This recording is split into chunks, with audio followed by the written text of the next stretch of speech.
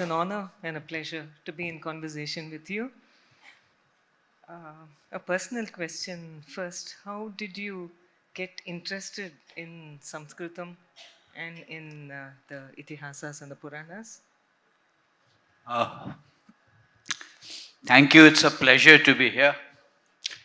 And let me thank Prabhu Chawla specifically and the ThinkEdu Conclave for having invited me here. That question I can answer at two different levels. But before that, as a prelude, because some of you may not know, that the reason I'm here is because for several years now, I have been translating a certain class of Sanskrit texts from Sanskrit to English. The Mahabharata. These, when I say translations, these are all unabridged translations. The Mahabharata. When I translated the Mahabharata, often people asked me, why did you translate the Mahabharata? Surely there are any number of translations of the Mahabharata floating around in the world. The answer is contrary to what you might think. There are only 3 unabridged translations of the Mahabharata. The others that you see are abridged translations of the Mahabharata. The 3 unabridged translations of the Mahabharata are one that was done by Kishori Mohan Ganguly in the 1880s, the second one by Manmathanath Datta in the 1890s, and the third one is mine, which probably establishes that Bengalis tend to be somewhat eccentric. After doing the Mahabharata, I did the Bhagavad Gita, but forget that. After doing the Mahabharata, I did the Harivangsha. For those of you who do not know, the Harivangsha is loosely referred to as a Purana, but it is really something like an appendix to the Mahabharata. When we meet Krishna in the Mahabharata, he is an adult, so a question is asked about his childhood exploits. Those are there in the Puranas also, but they're also in the Harivangsha. So I did the Harivangsha. After that, inevitably, I did an unabridged translation of the Valmiki Ramayana. And for the Valmiki Ramayana, it's shorter, more popular. So there are 5 unabridged translations of the Valmiki Ramayana in English. To give you some idea of the magnitude, the Mahabharata is believed to have 100,000 shlokas. My 10-volume translation amounts to 2.25 million words. After composing the Mahabharata, Veda Vyasa, and perhaps if we have time, we'll talk a little bit about Veda Vyasa, is believed to have composed 18 Mahapuranas. Again, if we have time, we'll talk about what these Mahapuranas are. These Mahapuranas collectively amount to 400,000 shlokas. So converted into English word counts, it will be upwards of 12 million words.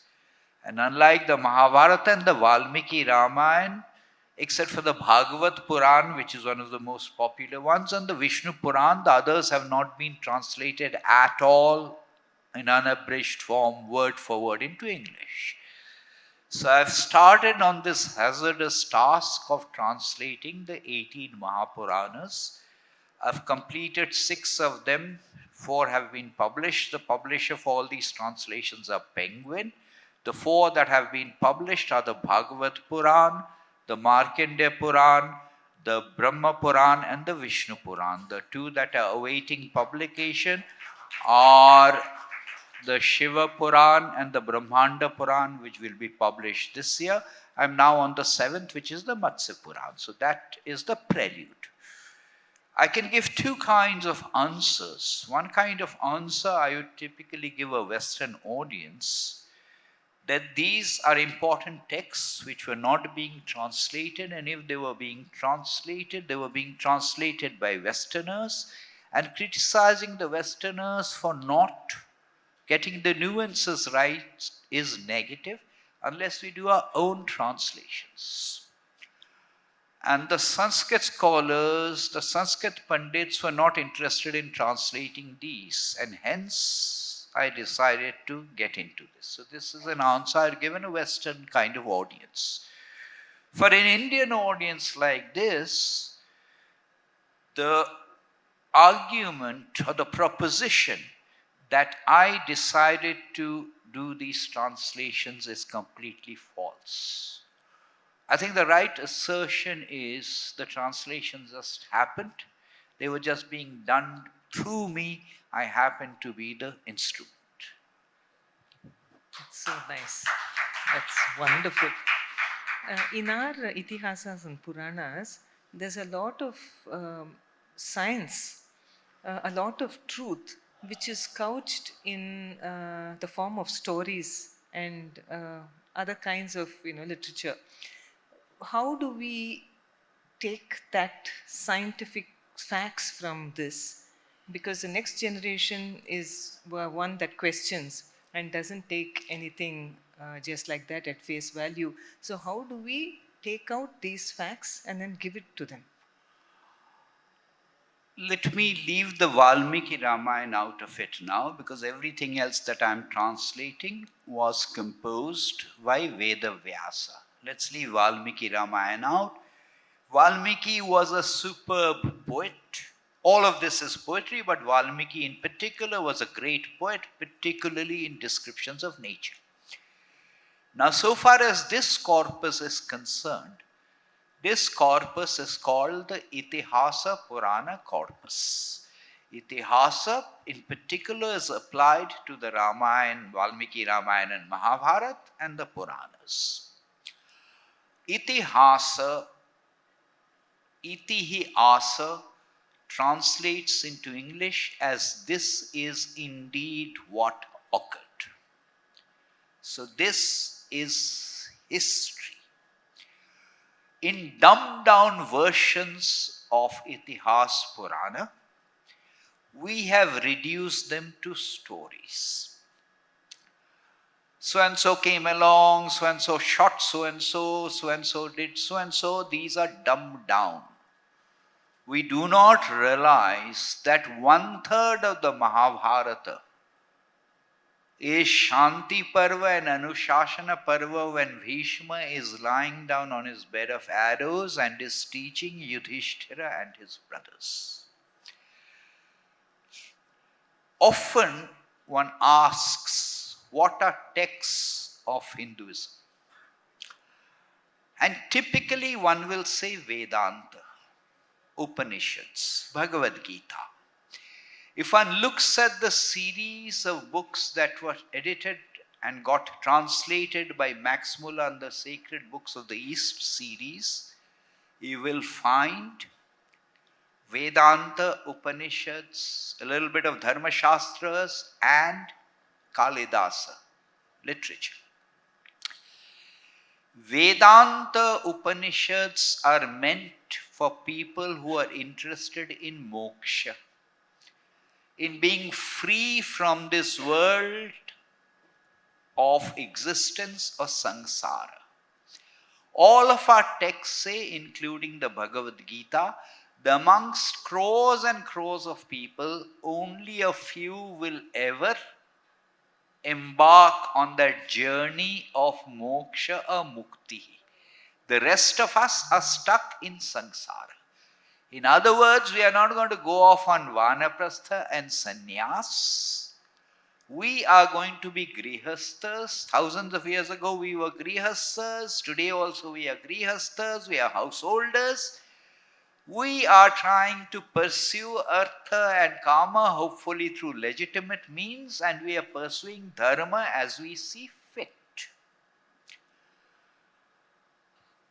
This description of what the grihastha should do, what the householder should do, will not be there in texts on Vedanta.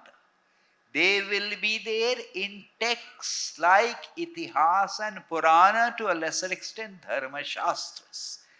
That's the reason we should read them. To give an example, to give two examples, you mentioned science, but before that, there is a national mission on manuscripts, Namami. Namami estimates, mind you, that there are 40 million manuscripts floating around in the country, not just in public collections, private collections also. Namami's estimates are that 95% of these have not been translated. They are not in Sanskrit always, some of them are in Pali. If they are not translated, we do not even know what is in them. Until we know what is in them, how on earth will we judge whether there is information of value or not? Unfortunately, on both sides of the debate, people who think that everything was in these texts and people who believe that nothing was in these texts, none of them bother to read the original texts. And my plea to everyone is, please read these texts. Specifically, let me give you an example from the Markandeya Purana. In the Markandeya Purana, there is a reference to a demoness named Jata Harini. Jata Harini, as the name implies, is a demoness which steals a newborn infant. She goes to a house where there's a newborn infant, steals that, goes to another house where there's another newborn infant, replaces that infant with this infant, takes away that infant, goes to another house, keeps replacing in this fashion and causes general confusion. Jata Harini. The Markandeya Purana tells us in the process, she devours every third child. Anyone interested in the social sciences will immediately deduce that whenever these texts were composed, the infant mortality rate was 1/3, 333 per thousand. Not something that will occur to Sanskrit scholars, which is why these need to be read in Sanskrit. If you do not know Sanskrit, they need to be read in unabridged form so that we can bring a multidisciplinary lens to bear on those. Across all of these texts,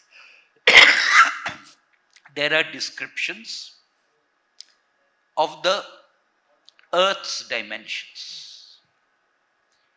And by the way, these texts that I'm only interested in a certain class of texts. I'm not interested in translating the Sulla Sutras, which will give you a statement of a specific Pythagoras theorem. It will give you a much more precise definition of pi, measurement of pi. These texts also talk about the dimensions of the earth, dimensions of the moon, from all of which you can deduce a certain value of pi, which is not 3.14. But the direct answer to your question is, there's a lot of information on what you would call science, a lot of information on geography, geology, grammar, evolution of language, governance, the whole works. Therefore, this corpus has been described as the Pancham Veda. That was a lot of information. Thank you. Is there a need for groups of scholars to actually work on bringing out all these scientific material from this in the form of books, lectures, articles, etc.? Well, again, I'll draw a distinction. There are these texts that I am translating, and there are other texts. the Shulla Shutras, for example.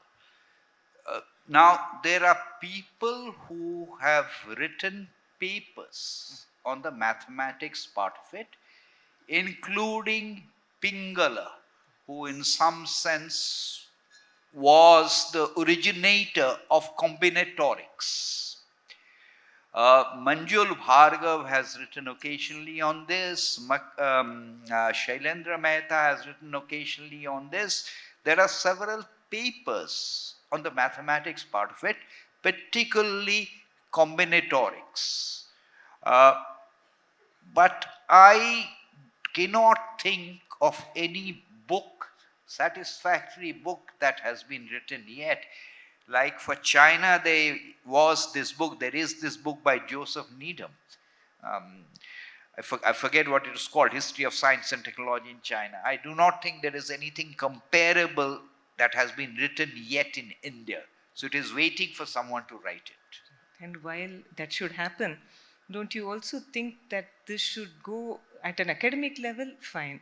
But to the common man, for him to understand and for students to understand that there is so much of scientific material in our ancient texts. Let me be very clear. Yes, I agree with you, but let me be very clear. Whatever is the definition of the common person, I am not translating for the common person. Now, please do not misunderstand my choice of words. The common person, particularly in this day and age, believes that everything should be reduced to Itihas Purana for dummies in 140 characters. It should be ready like instant coffee. I am translating these texts in unabridged form. So translating them requires a lot of patience. Reading them requires a lot of patience. So for the entry level person, I do not believe my translations are the right texts. They will probably read something else in abridged form and then feel motivated enough, incentivized enough to delve into these, because that's the reason I gave the size, because these are huge, huge texts. Absolutely. How far do you think we can rely on the ancient texts, especially the Itihasas and Puranas, as reliable sources of history? History, it depends a little bit on what you mean by history and how you define history. Because history throughout the world has been the history of kings and so on and so forth.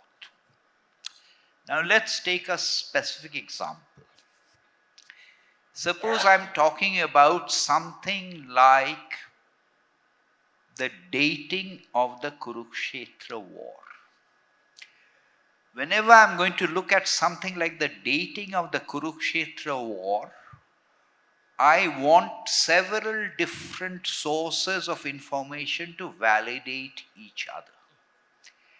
There are astronomical references in the Mahabharata and some other texts also. If I include the Puranas also, there are about 200 shlokas that have some bearing on the dating of the Kurukshetra war.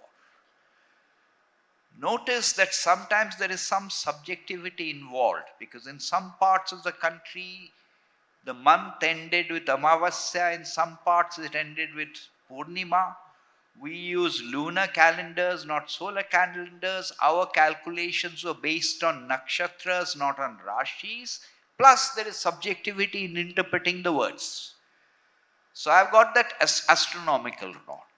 I have got the geological information now, which is, to give one example of that, about the drying up of the Saraswati.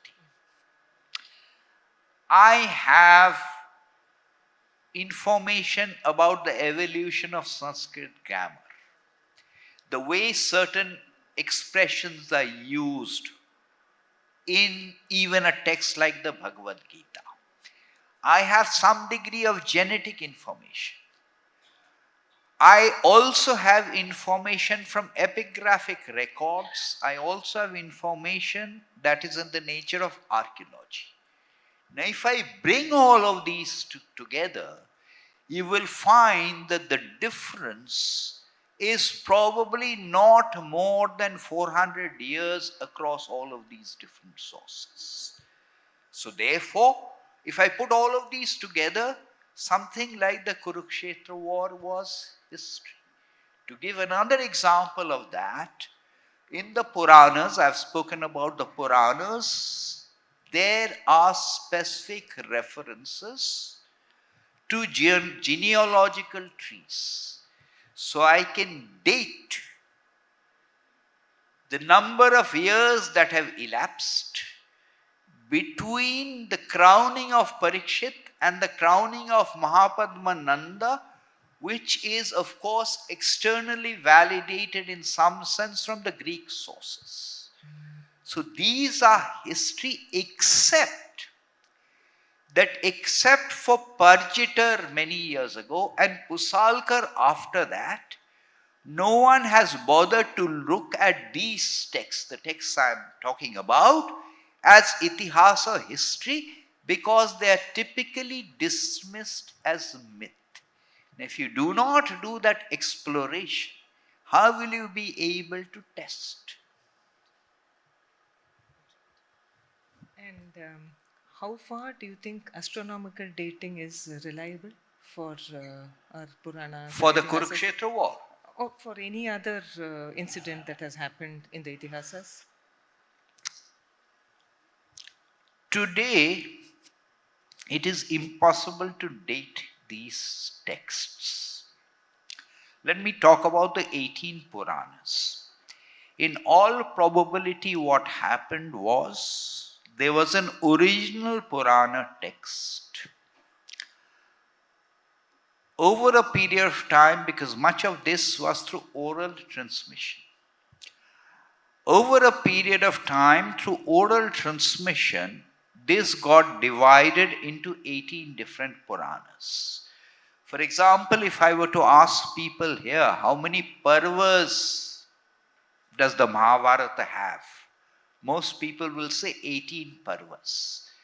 But within the Mahabharata, there is also a classification of 100 parvas. So some of these classifications were done subsequently. So if I look at texts like the Puranas, as we have them today, these Puranas were not composed in their present form. And today it is impossible to filter out what could have been the original Purana. As they exist now, the range of composition ranges from something like the 3rd century CE to about the 12th century CE. So that's a vast range. And quite clearly, some of these Puranas are older and more reliable. These are, the poetry is better. Therefore, you can sort of date them. So the astronomical observations also tend to vary a lot from the Purana to Purana. And naturally, by the very nature of their texts, there have been embellishments over a period of time. So would you call these interpolations also?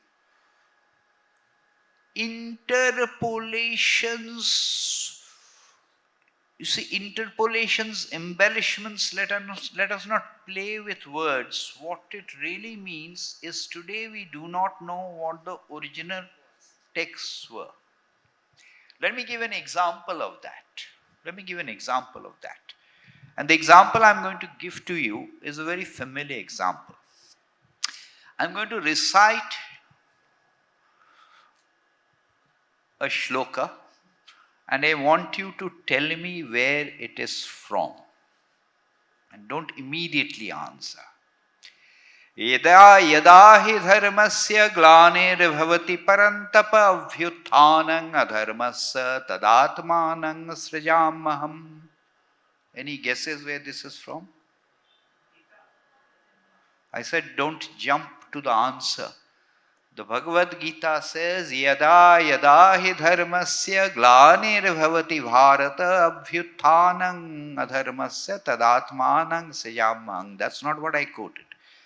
I quoted, Yada yada hi dharmasya glanir bhavati parantapa abhyuthanang adharmasya tadatmanang sayamang. What's the difference? All of this was Sanskrit poetry stuck to different chandas.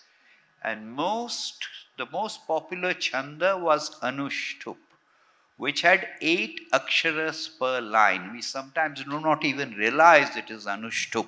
8 aksharas per line. Dharma Kshetre Kuru Kshetre 8. Samaveta 8. Saraswati Mahabhage 8. Vakratunda Mahakaya 8. Ya Devi Sarva Bhuteshu 8. Yada yada hi dharmasya glanir bhavati parantapa, the chanda breaks down. It is no longer Anushtup. Yada yada hi dharmasya glanir bhavati bharata, it is Anushtup. So just by looking at the poetry, you can figure out that this was a later poet, not as skilled. Very interesting. Just one last question. How do we get youngsters to read the Itihasas and Puranas to make them interested in it? To make them interested in our ancient literature. I know it's an uphill task, there are many distractions, but could you give us a clue as to how we can go about it? I don't know the answer to that. You see, so let me give you a roundabout response. It's not really an answer. About 100 years ago, a lot of people were familiar with Sanskrit.